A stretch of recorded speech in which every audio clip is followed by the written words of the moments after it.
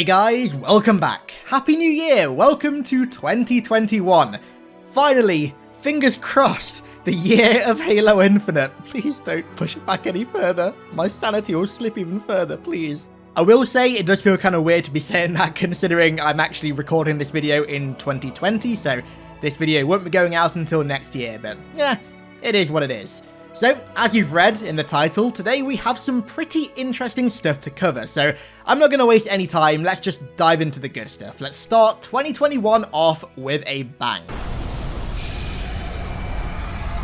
Starting off with the hinted return of the Arbiter. Now, please take this with a grain of salt, this is a very loose hint, but I figured that I'd cover it anyway, because if I didn't cover it, I'd have loads of people in the comments asking why I didn't cover it, so here goes. The other day on Twitter, Keith David, who if you don't know is the voice actor for the Arbiter, did a Q&A, and one of the questions asked him whether or not he can tell us if he's in Halo Infinite, to which he replied, "I'd have to kill you." Now, take from this what you will, but 343 know how much we love the Arbiter, and given how much of a love letter Infinite is to the best parts of Halo, would it really surprise me if the Arbiter showed up in Infinite in some capacity? Makes me very happy to say no, it would not surprise me at all. Now, whether he returns in the main campaign, or whether they save his return until a campaign DLC or an expansion or something is of course another question. I just really hope that he has some sort of appearance in the game, some appearance, and I really hope that that appearance is a big one, because as you can see by my shirt, shout out to Jafet Mesa by the way, massive shout out my boy, as you can see by the amazing shirt, I'm quite an Arbiter fan. You could say that I'm quite a big fan of the Arbiter, and I would just love to see him return in a bigger role than he was in Halo 5. Please, 343, my fingers are eternally crossed. Right, so let's move on now to what was the original topic of this video. Some new Halo Infinite news covering armor and weapons and even enemy types, something I'm really excited to get to later. So all of these new pieces of information are courtesy of Brian MCX on Instagram. Go and check him out, the link is in the description. And they are once again pictures of leaked, pseudo kind of leaked Infinite toys, the next wave of, I think they're called Jazzware's World of Halo collection or something. It's the next wave that are going to be coming out in 2021, and there's some new models in here that look pretty interesting and that we need to take a look at. Firstly, let's just get the ones out of the way that we've already seen. There's a model here, a figure of Chief, just with an MA40 and a sidekick. Really nothing special here, it's just Gen 3 Mark 6 Chief looking spicy as per usual, but it's nothing new. Moving on, we have two figures that kind of seem a bit out of place. Emile and Jerome, and no, they aren't multiplayer Spartans with their armor. As you can see on the boxes, they are literally Emile-A239 and Jerome-092. They are the actual Spartans. And also, if you cast your mind back to the Series 1 of these action figures, Series 1 had Kat and Tanaka in it as well, to also, well, Kat's pretty out of place, Tanaka not so much, but Kat, obviously, for very clear reasons, was also out of place in an Infinite series of toys. However, right, what if I told you that these figures might not be as out of place as they initially might have seemed, right? I have a feeling that with armor coatings, we're going to be able to recreate all of these characters with our multiplayer Spartans. We already know that every piece of Halo armor in history is going to make its way into Halo Infinite at some point, and given the depth of colour customization that 343 claim to have with coatings, at least on their end, obviously we don't have that customization, but they do, I have a feeling they're going to be able to give us coatings that like one-to-one replicate the unique paint jobs that certain characters have.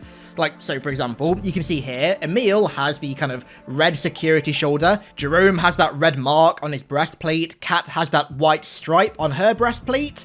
So it wouldn't surprise me if we get armor coatings in-game that we can apply to these sets of armor that directly replicate how the characters looked in their respective games. And I mean, if you look back, we kind of already saw this with the Noble Defender armor coating that was applied to George's Grenadier armor in the Infinite Dev blog last month. You can see that it tried to replicate the kind of red detailings on his Grenadier shoulders, and also the overall colouring was not identical, but pretty similar to George's. It was very clearly made with the intention of replicating George's overall design. So, although these characters definitely aren't going to be in Halo Infinite, at least Emile and Kat won't be, Jerome and Tanaka could be, I have a feeling that these figures being part of an Infinite line is on purpose, seeing as we might be able to recreate these characters' exact looks in-game using a combination of armor coatings and all of the armor that 343 are going to be adding.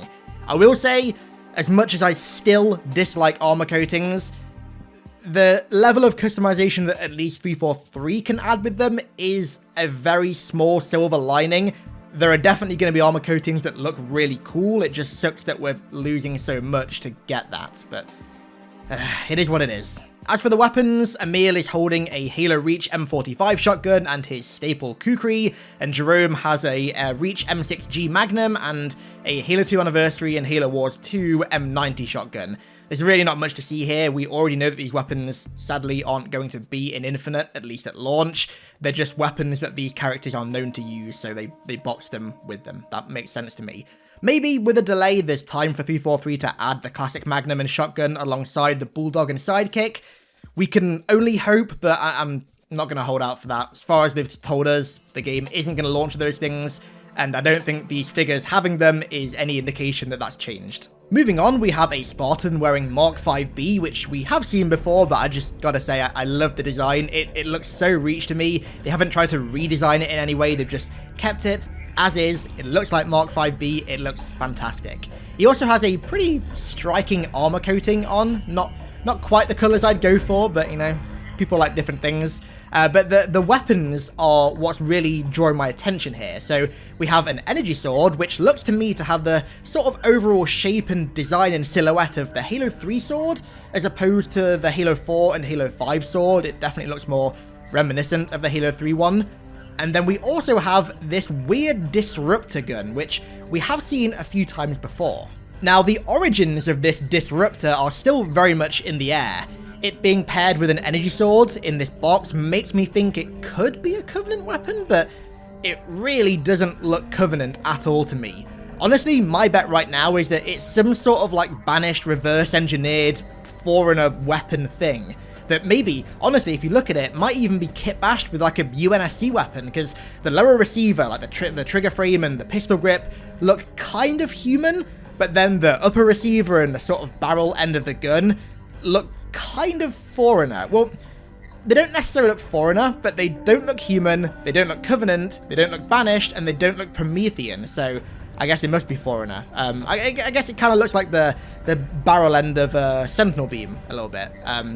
Maybe the Banished went back in time and got their hands on some Group 935 ray gun technology.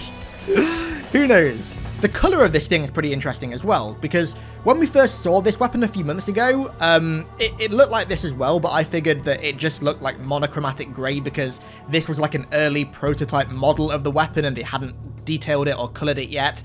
But it looks exactly the same in the Series 2 line of figures, so maybe this kind of monochromatic grey colouring is what the weapon looks like, or maybe that's just a lack of detail because it's a really small toy. Could be either or. And we've said this before, right, but the name Disruptor just doesn't sound like a lethal weapon to me. I mean, literally, the word disrupt is not lethal, it's more of like an annoyance. So maybe it's not just a weapon that kills people, maybe it has a similar effect to like the Halo CE plasma rifle, or the Void Tear, or Void Tear, whichever one it is in Halo 5. Honestly, we need more weapons like that in Halo Sandbox, so I really hope that's what this thing is.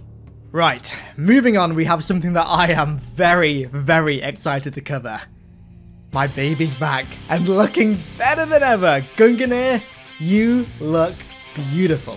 But we're not done there. What I'm about to show you will either make you fall into a deep, mad love with Halo Infinite, or it's gonna make you burn your entire Halo collection and then snort the ashes like G Fuel. You've been warned. Brace yourself. This is GUNGNIR without the head. Just take a minute or two just to sit there and absorb this. Let the old brain box really process what you're looking at here. Okay, for real though, I doubt that we're actually going to be able to do this in-game. I have a feeling the only reason that the head attachment has been taken off in the box is so that it's easier and safer to transport the figure, because if there's like a bit sticking off of the figure in the box, if the box gets manhandled or something, then there's going to be a chance that that thing is going to snap off or break. So I would assume that's why. Then again though, 343 did say that Infinite is going to have even more customization options than Reach, and Reach had helmet attachments, so maybe you can disassemble your helmet or something and wear it only half complete. Or maybe this is just a weird GUNGNIR variant that's going to be in the game. Honestly, it looks kind of weird, but screw it, why not? It's more options, I guess. Overall though, I love the look of this Spartan. The GUNGNIR with the Infinite Spanker, with the binocs on the thigh, just looks beautiful. I'm such a big fan. And then finally, we have 6 new 3.75 inch figures, I think. The last ones were 6.5 inch, which show off some pretty cool stuff as well. Let's get the stuff that we already know about out of the way.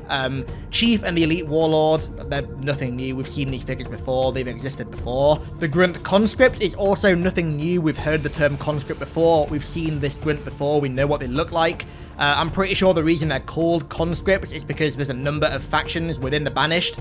Shadows of Reach told us that, so it would make sense for certain members of those sub-factions to be called conscripts. But then we have a new Spartan armor. I'm pretty sure we've not seen this yet, actually. This is Halo Infinite's version of Air Assault, and honestly, it looks exactly the same as Reach Air Assault. I'm not the biggest fan of Air Assault. I don't dislike it by any means, but it's never really stood out to me. But this design does look pretty good. Quite reminiscent of the Halo 2 and Halo 2 Anniversary ODST helmet, which is something that I never noticed until looking at this design of Air Assault, which I'm a pretty big fan of. But we also see the Needler too. That's another thing. We have already seen this Needler before in the gameplay trailer. We saw it very briefly, but this is, I guess, a better look at it. It has the Reach, Halo 4 and Halo 5 silhouette, where the bottom bit of it, the kind of lower receiver, I guess, is longer, and the overall design is more asymmetrical. So yeah, there's the Needler and there's Air Assault. Then there's the Marine Sniper. Now, I think this sniper is meant to be holding an S7 sniper, the Infinite variant, but the coloring makes it look like the Halo 5 S5. However, I'm pretty sure this is just down to it being a really small toy model, and they can't exactly paint it as accurate as they can paint like a really high fidelity in-game model. Big thing for me though is that in this picture, it kind of looks like this Marine is wearing nods, night vision goggles, which honestly, that is a dream aesthetic for me, seeing Halo Marines wearing night vision goggles. It's such a cool, like, clash of modern-day grounded militaristic elements and the futuristic elements of Halo being 500 years in the future as well. I always loved how Bungie always had that kind of clash of those two eras, and it appears that we're going to be returning to that, which I'm such a big fan of. Honestly, I would love to see a mission in Halo Infinite where you conduct like a stealthy night raid of a banished camp with a squad of Marines all wearing nods, going in like assassinating all the brutes and the elites and stuff. Like Sicario cave scene style. Imagine that. That really cool scene at the end of Sicario, if you've seen that movie. Absolute masterpiece of a movie, by the way. If you haven't seen it, please go and watch it. The cave scene at the end of that movie was so good. Something like that with Marines wearing nods. Ooh. Beautiful. Absolutely beautiful. And finally, we have our first look at Halo Infinite Sentinel, and I've got to say, fellas, I am a big fan of this design. I love how they've returned to the more angular and hard edge design as opposed to the Halo 4 design, which had sort of more rounded edges, which I wasn't a huge fan of for Forerunner stuff. I always liked how kind of brutalist and oblong a lot of the Forerunner designs were, and seeing the Sentinel return to that design trait, although it's a pretty small thing, it makes me really happy. I love the look of this Sentinel. I also really like the size of it as well. The scale of Sentinels has never really been truly represented well in games. If any of you guys went to Halo Outpost Discovery last year, if you did I think it was it the Ring Tour, I think? You'll know how big the Sentinels are. They had a to scale life-size model of a Sentinel, and it was absolutely massive. It legit blew me away. I had no idea they were that big. And by the looks of it, the Infinite ones are going to be that big, which is great to see. But that's not all. It also appears to come with a detachable Sentinel Beam, which for me is huge because I am such an irrationally big fan of the Sentinel Beam, and the idea of it possibly making a return makes me so happy. The Sentinel Beam was always like the perfect embodiment of the Forerunner aesthetic to me. It was a weapon, the design, shape and functionality of which was utterly just alien and incomprehensible. It looked absolutely nothing like any conventional or even unconventional weapon that humanity had made or encountered or even thought up or imagined before.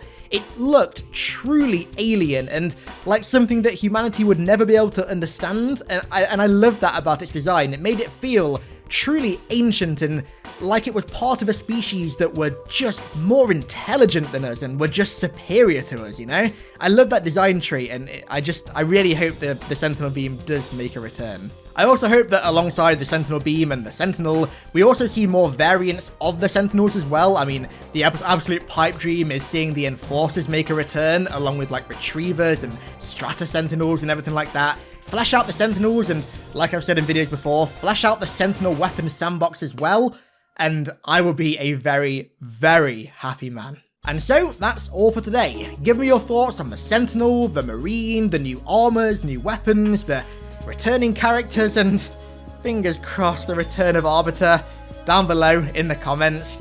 And let's bring the video to a close there. I want to give a massive thank you to all of my amazing patrons for the continued support over there, as per usual. And thank you all so much for watching. I really do appreciate it.